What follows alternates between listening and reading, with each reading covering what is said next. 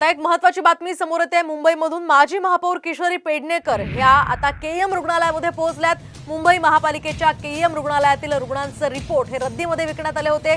त्याच प्रकारावरून त्या रुग्णालय प्रशासनाची भेट घेण्यासाठी सध्या दाखल झालेले आहेत। आपण पाहतो रिपोर्ट रद्दीमध्ये विकणाऱ्या अधिकाऱ्यांवर मुंबई महापालिका आता काय कारवाई करणार असा सवाल संदीप देशपांडे यांनी सुद्धा उपस्थित केलेला होता। आणि या पार्श्वभूमीवर आता किशोरी पेडणेकर या केएम रुग्णालयामध्ये दाखल झालेले आहेत। प्रशासनाशी त्या चर्चा करणार आहेत। नेमका हा धक्कादायक प्रकार कोणी कशासाठी केला या संदर्भातला प्रश्न किशोरी पेडणेकर विचारणार आहेत।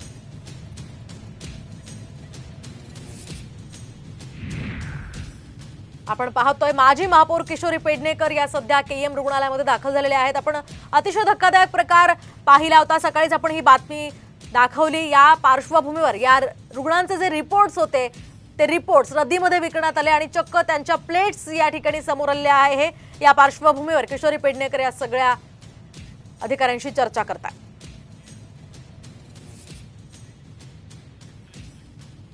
व्हिडिओमध्ये आपल्याला स्पष्ट दिसतंय की हे जे रिपोर्ट्स लोकांना दिले म्हणजे रद्दीत विकलेले आहेत आणि त्याच्या पेपर डिश बनलेले आहेत। त्याच्यावर केएम हॉस्पिटलचं नाव आहे, पेशंटचं नाव आहे, कुठला रिपोर्ट आहे, त्या रिपोर्टच्या संदर्भातले डिटेल आहेत।